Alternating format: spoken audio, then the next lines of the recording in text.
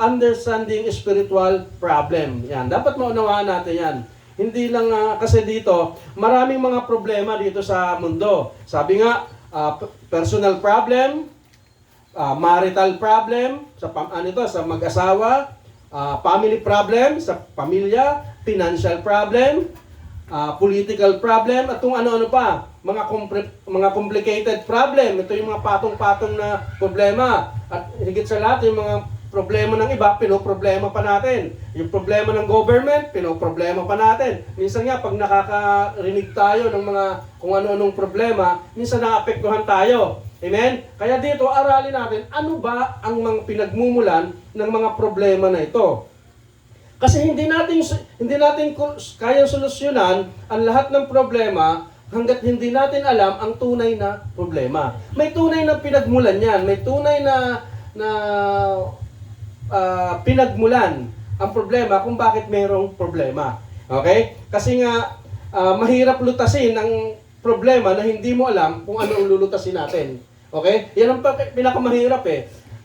Lutas tayo ng lutas ng problema, hindi naman natin alam ang tunay na problema. Minsan kasi akala natin, yun na ang problema, pero hindi pala.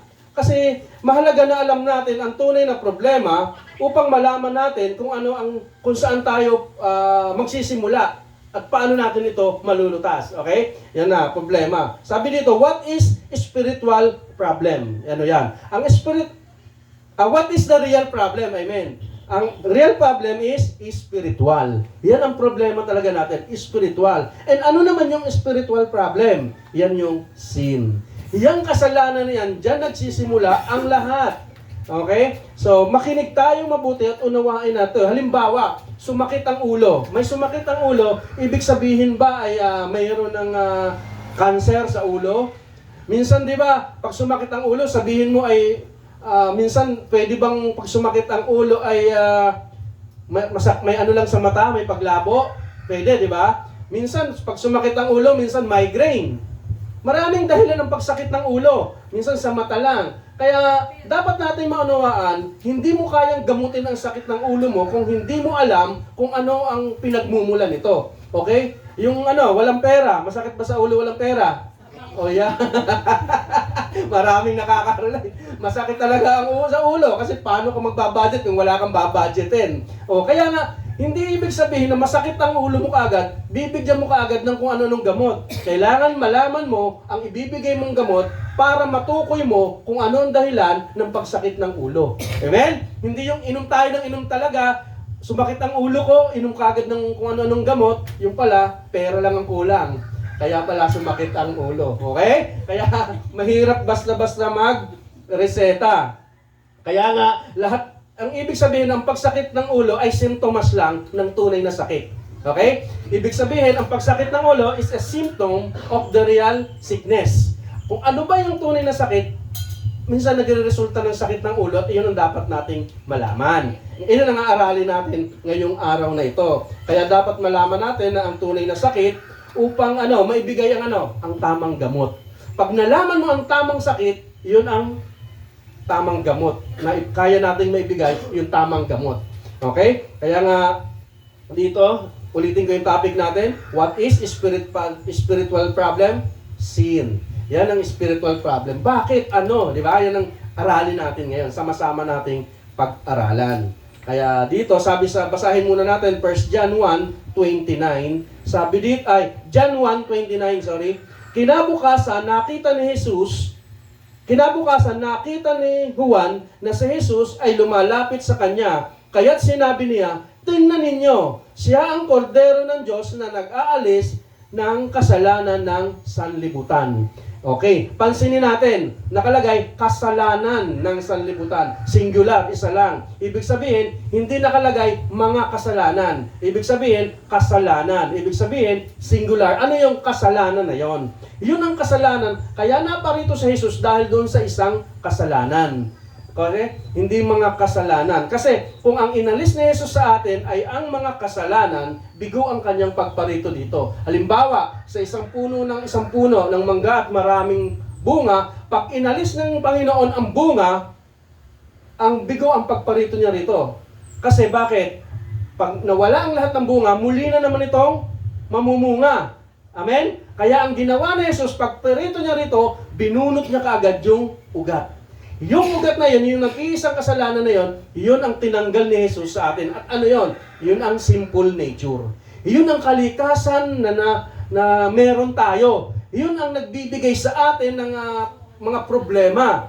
Yung sin na yun, yung ugat na yun, yun ang dahilan ng pagparito ni Jesus, tinanggal niya yung ugat na yun. Amen? Kaya yung mga bunga na yan, yung simple acts na yan, hindi na makaka-apekto sa atin. Dahil tayo, tinanggal na yung ugat na pinagmumulan ng kasalanan. Okay? Kaya nga, sin, inalis. Sabi niya, ulitin ko, tingnan ninyo, siya ang kordero ng Diyos na nag-aalis ng kasalanan. Single lang, kasalanan. Hindi mga kasalanan.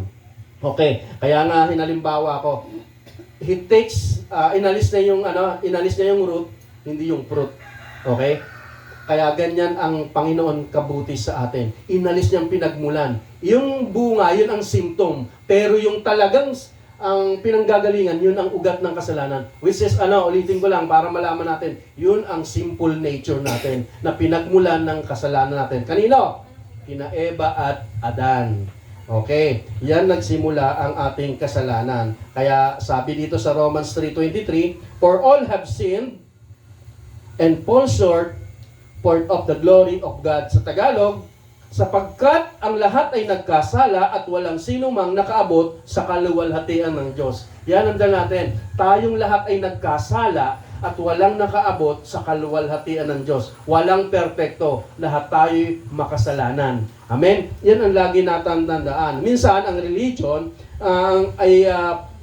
ang pinupuna sa atin ay yung mga nagagawa nating kasalanan. Hindi natin alam na kaya naman pala tayo nagkakasala dahil meron tayong likas na kasalanan. Amen? Yan tatanda natin. Pag tinignan natin isang tao, ay napakamakasalanan ito. Na hindi naman natin alam na kaya naman nagkakasala ang taong yon dahil siya ay mayroong likas na kasalanan. Amen? Kaya mamaya maunawaan natin. Kasi nga ang kasalanan na ating ginagawa, iyon ang nakikita sa atin. Okay? Dahil hindi natin alam na talaga naman tayo ay may simple nature. Sabi dito sa Romans 5:12, therefore, sa Tagalog natin basahin para malinaw, ang kasalanan ay pumasok sa sanlibutan sa pamamagitan ng isang tao, at ang kamatayan ay pumasok sa pamamagitan ng kasalanan. Dahil dito, lumaganap ang kamatayan sa lahat ng tao dahil ang lahat ay nagkasala. Okay, ang kasalanan daw ay pumasok sa sanlibutan sa pamamagitan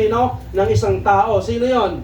Si Adan. Nang napunta si Adan dito at nagkasala, lahat ay nagkasala na dahil mula kay Adan hanggang sa atin ngayon na lahi niya ay naging makasalanan at lumaganap ang kasalanan. Nang lumaganap ang kasalanan, ang lahat ay napaparusahan ng kamatayan. Yan po ang katotohanan. Kaya nga naparito sa Jesus to the rescue dahil mahal niya tayo para alisin yung isang kasalanan na yun na minana natin kay Adan. Ito yung ugat ng kasalanan, iyon ang tinanggal niya. Amen? Ganyan kabuti ang ating Panginoon. Tayo ay may likas na kasalanan. Ngayon, ito nga sasabi, saan galing yung ating kasalanan?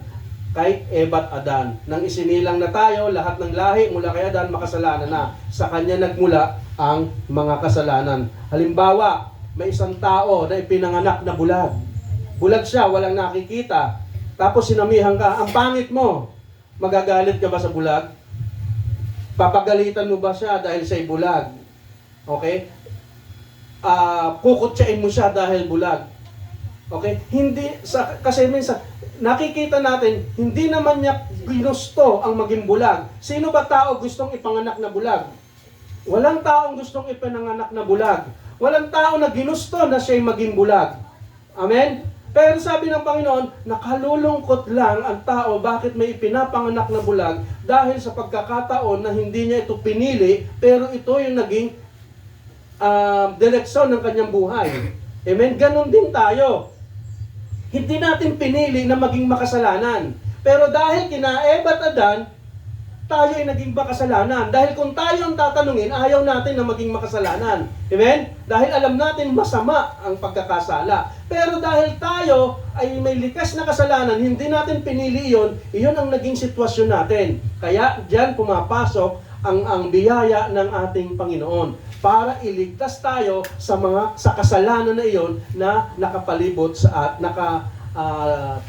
nananalaytay sa ating mga dugo. Amen? Tayo ay may dugong makasalanan. Kaya kung bibigyan tayo ng pagkakataon, ano bang gusto mo? Maging mabuti o maging masama? Pipiliin natin ang maging mabuti. Kaya lang hindi mangyayari yon. Kasi nga, meron tayong simple nature. May tayong pinagmulan. Kaya nga, tayo ay hindi tayo patas na husgahan ng tao. Na ikaw ay mapaparusahan dahil sa kasalanan na gawa mo na hindi naman natin iyon ginugusto. Okay? Tanda natin, hindi natin gustong maging makasalanan. Kaya lang, meron nga tayong simple nature. Kaya tayo nagkakasala. Okay? Kaya nga, bago pa nga lang tayo makagawa ng kasalanan, unang kasalanan na nagawa natin, tayo ay naging makasalanan na. Hindi tayo naging makasalanan dahil tayo ay nakagawa ng kasalanan. Tayo ay makasalanan na, kaya tayo nagkakasala. Yan ang malinaw na dapat nating maunawaan. Nasa tiyan pa lang tayo ng ng ating magulang, tayo ay sinabi ng Biblia, tayo ay makasalanan na. Dabi dito sa Awit 51:5, ako'y masama na buhat ng isilang, makasalanan na ng ako'y iluwal. Ibig sabihin, nasa tiyan pa tayo, makasalanan na tayo. Okay? Sabihin ng buntis, ano ba yan? Ang anak ko ba makasalanan na kaagad? Siyempre, kasi nga, ang sabi ng Biblia, ang dugo na nananalaytay sa atin ay dugo ng makasalanan. Ibig sabihin ba siya ay lalaki ng makasalanan? Hindi po. Kaya nga nandyan ang ating Panginoon para alisin ay yung pinagmumulan ng kasalanan na yon. Amen? Sinasabi lang ng Biblia na tayo ay may likas na kasalanan. Pero nang tayo sumampalataya sa Panginoon, inalis na yan sa atin. Amen? Kaya mapalad ang taong sumasampalataya at dinaniwala sa ating tinapos na gawa ng ating Panginoong Hesus dahil iyan ay inalis na sa atin. Amen? Ayan. Kaya nga, sabi nga, sinungaling na tayo, nasa tiyan pa lang. Sabi dito sa Awit 58:3, iyang masasama sa mulat-mula pa sa pagsilang ay sinungaling na. Ibig sabihin, marunong na tayong magsinungaling. Nasa tiyan pa tayo ng ating magulang, sinungaling na. Bakit? Dahil nga ulit sa simple nature. Ay, yung mga bata ba, mga anak natin, tinuturuan natin magsinungaling? Hindi. Hindi naman natin sila tinuturuan magsinungaling. Bakit nakakapagsinungaling? Diyan nakikita natin dahil nga sila ay may likas na kasalanan. Amen? Yung mga bata, wala namang magulang na nagtuturo na sila ay magsinungaling at gumawa ng hindi mabuti. Pero bakit nagangyari yon? Dahil saan? Sa simple nature. Okay? Kaya nga maraming tao na pinipilit maging mabuti pero hindi natin kakayanin hanggat hindi natin nauunawaan at tinatanggap ng totoo si Kristo sa ating buhay. Amen? Kaya si Kristo lang ang daan, ang katotohanan at ang buhay, walang makakarating sa Ama kundi saan? Sa pamamagitan lang ng ating Panginoong Hesus. Ayan. Kaya nga, dahil tayo ay natural na makasalanan, maunawaan natin, huwag tayong magtaka kung tayo nagkakasala. Okay? Huwag nating husgahan ang ating kapwa na nagkakasala dahil tayo ay may likas na kasalanan. Okay? Kaya nga, magtataka ka ba sa aso kung kumakahol? Oy, aso kumakahol. Di ba? Hindi tayo nagtataka. Bakit? Nature niya ang kumahol. Parang tayo.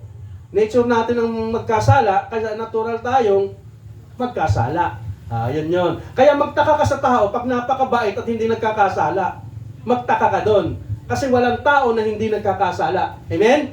Kaya nga dito papasok ang biyaya ng ating Panginoon. Sa halip na ang iba kasi ito ay yung katotohanan na nahuhusgahan siya ng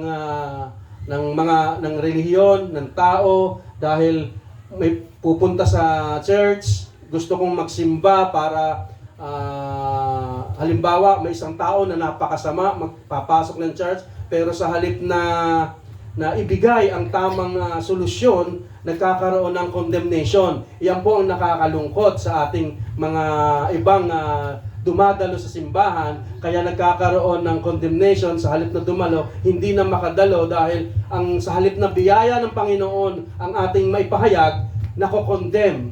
Amen? Dapat ibigay natin ang solusyon. Sino ba ang solusyon? Ang ating Panginoong Hesus, na kahit ikaw ang pinakamakasalanan sa mundo, mahal na mahal ka ng Diyos. Pag narinig iyan ng taong makasalanan, mauunawaan niya na kahit siya'y masama, mahal siya ng Diyos. Amen? Dahil ang Diyos ay walang tinatangi. Wala siyang pinipili. Kahit sino ka man, ang pinakamasamang tao sa mundo, at lumapit ka sa Kanya, open arms, tatanggapin tayo ng ating Panginoon.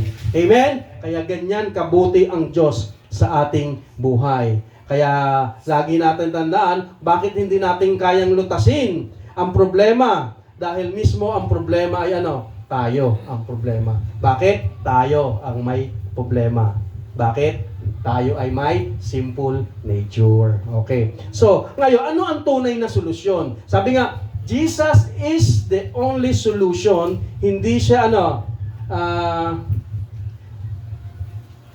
Si Jesus ang tunay na solusyon. Si Jesus, isinugo ng Diyos, isinilang ng unang Pasko, sinilang sa sabsaban, namatay, ipinako sa krus, para sa ating kasalanan. Amen? Siya ang solusyon sa ating buhay. Kaya tandaan natin, anumang problema, anumang pinagdadaanan natin, si Jesus lang ang solusyon. Amen? Wala nang iba. Ay, yung iba, ang ginagawa, hinahanap nila ang solusyon kung saan-saan. Naghahanap sila sa barkada, baka makita nila nandun ang solusyon. Hindi yun ang solusyon. Naghahanap sila sa mga beer house, baka nandun ang solusyon. Naghahanap sila sa mga ibang mga babae, ibang mga lalaki, baka makita nila doon ang solusyon. Hindi nila makikita doon ang solusyon. Kasi si Jesus lang ang solusyon. Alam mo, napakarami dito sa aklat ng John chapter 4, yung isang babae na Samaritana na nagkaroon ng 5 asawa. Nagkaroon siya ng 5 asawa dahil hanap siya ng hanap sa asawa na hindi niya makita. Makahanap siya ng unang asawa, hindi niya nakita, naghanap na naman siya hanggang makalima at nadatnan siya ng ating Panginoong Hesus sa sitwasyon na ganon. Kung hindi siya nakita ng Hesus, baka makasampu itong asawa. Kasi nga hinahanap niya, akala niya sa pag-aasawa, makikita niya ang mga hinahanap niya. Basahin natin po sa aklat ng John chapter 4, verse 27. Dumating nga ang mga alagad ng sandaling iyon at nabigla sila nang makita nilang nakikipag-usap sa Jesus sa isang Samaritana. Ngunit isa man sa kanila ay walang nagtanong sa babae, ano ang kailangan ninyo? Wala ring nagtanong kay Jesus, bakit ninyo siya kinakausap? Kasi hindi nakikipag-usap ang mga Hudyo noon sa mga Samaritana. Kasi iyan ay isang magkaaway. Okay, kaya nagtataka sila. Sabi dito, iniwan ng babae ang kanyang banga, bumalik sa bayan at sinabi ng mga taga roon, halika kayo, tingnan ninyo ang taong nagsabi sa akin ng lahat ng ginawa ko, siya na kaya ang Kristo? Kaya't lumabas siya ng Kaya't lumabas ng bayan ang mga tao at nagpunta kay Jesus. Bakit sinabi niya ito? Dahil dito sa sinabi ni Jesus. Ano bang sinabi ni Jesus? Number 14. Ngunit ang sino mang umiinom ng tubig na ibibigay ko sa kanya ay hindi na muling mauuhaw.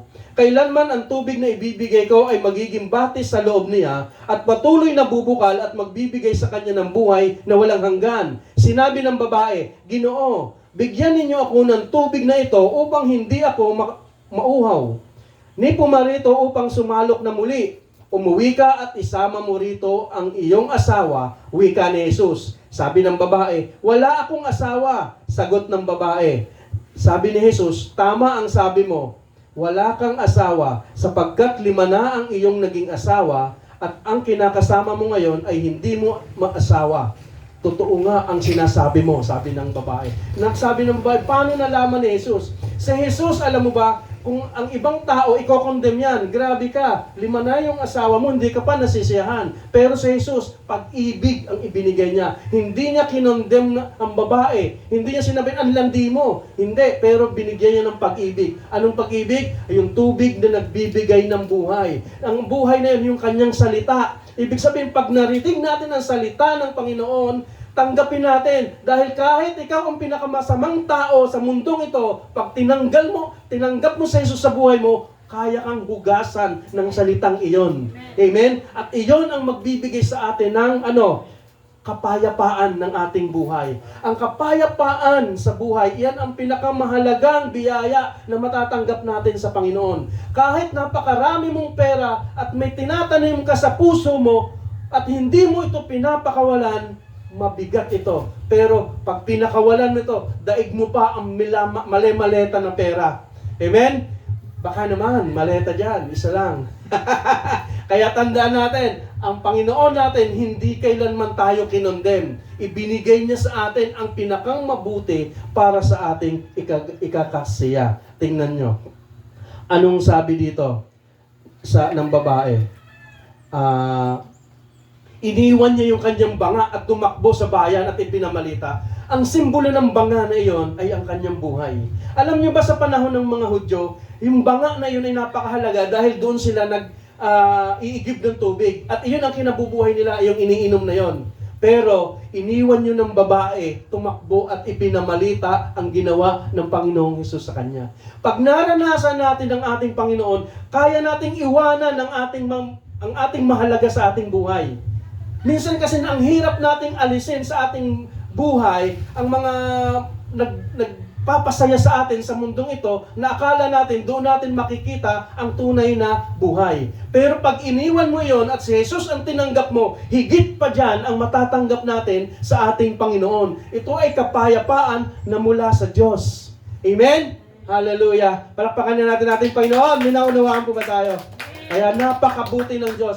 Ang Diyos kailanman, mas mabuti tayong mas sa Diyos tayo lumapit kaysa sa tao. Ang tao hindi kanya ang Diyos hindi kanya iko-condemn kahit ikaw mo masama. Pero sa tao, mararanasan mo ang condemnation. Amen? Pero dahil nga ang Diyos ay napakabuti, inalis niya yon. Siya na ang na-condemn para sa atin. Amen? Siya ang namatay sa krus para sa atin. Hallelujah! Kaya napakabuti ng ating Panginoon. Tandaan ninyo, sabi dito, hindi hinuhusgahan ng Diyos dahil alam niya ang tunay na problema. Hinuhusgahan tayo ng Diyos dahil alam na niya kung ano ang ating problema. Sabi dito sa John 3:17, isinugo ng Diyos ang kanyang anak hindi upang hatulang maparusahan ang mga tao, kundi upang iligtas ang mga ito, saan? Sa pamamagitan niya. Naparito siya para hindi tayo hatulan, kundi para iligtas ng ating Panginoon. Amen? Kaya ang kaligtasan na dapat natin matanggap ay sa Diyos lamang. Amen? Tanggapin natin siya at iyon ang tunay na magbibigay ng kapayapaan sa ating buhay. Kaya nga pag sinabing tanggapin mo ang Panginoon, tanggapin mo ng buong puso dahil iyan ang magbibigay sa iyo ng tunay na kapayapaan. Hindi natin hinahanap ang buhay sa kung ano-anong material na bagay dito sa mundo. Sa Jesus lamang at wala nang iba. Hallelujah. Hallelujah. Kaya mga kapatid, madalas na nanawagan ng Panginoon, ang si Jesus lang ang tanging solusyon para magkaroon tayo ng tunay na buhay. Kaya nang makita natin ano ang tunay na problema, kasalanan. Kaya yung kasalanan na yon na bumabalot sa atin, iyon ang nagbibigay ng, yung mga problema natin, yung mga material, iyan ay resulta lang. Pero ang tunay na problema ay yung kasalanan. Pero sa ating sumampalataya, inalis na yan ng Diyos. Paniwalaan na lang natin at sampalatayanan. Wala na tayo sa ilalim ng kasalanan at sumpa ng kautusan.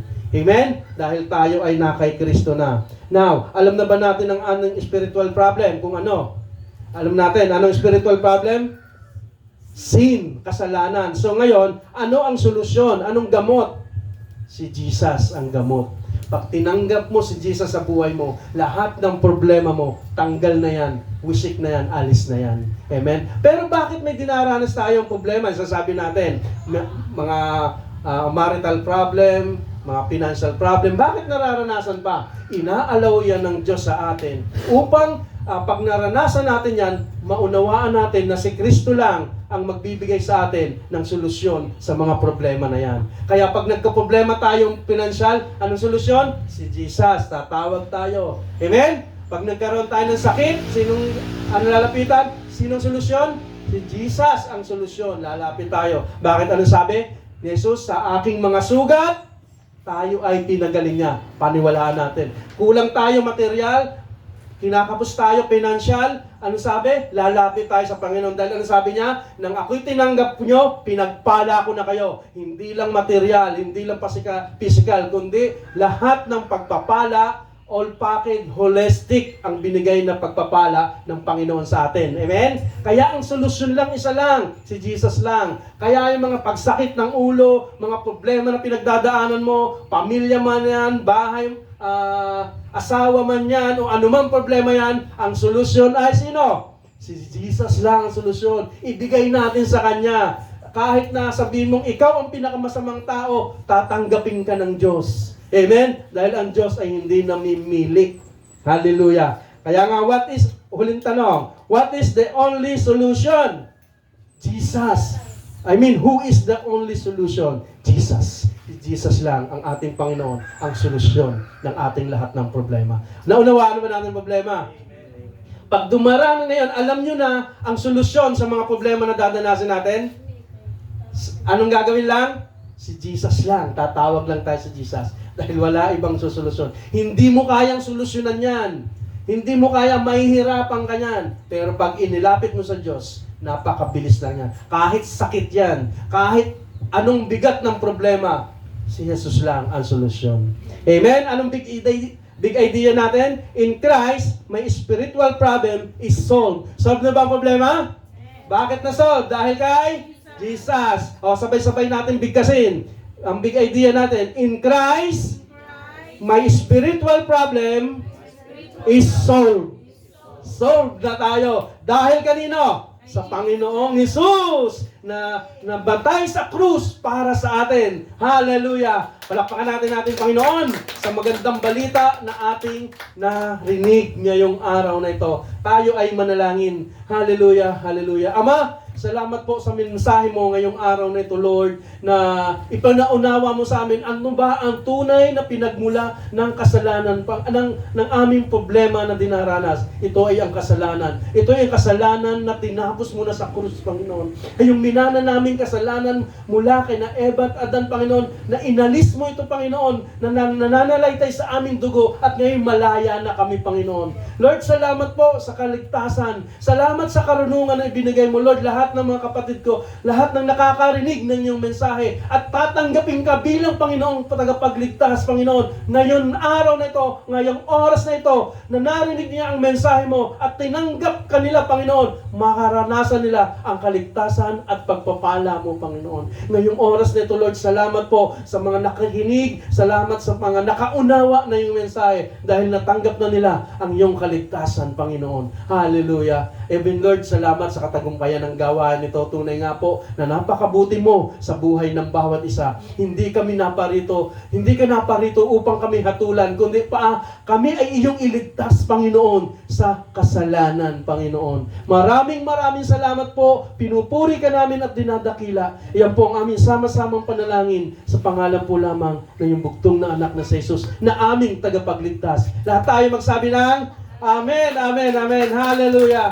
Hallelujah.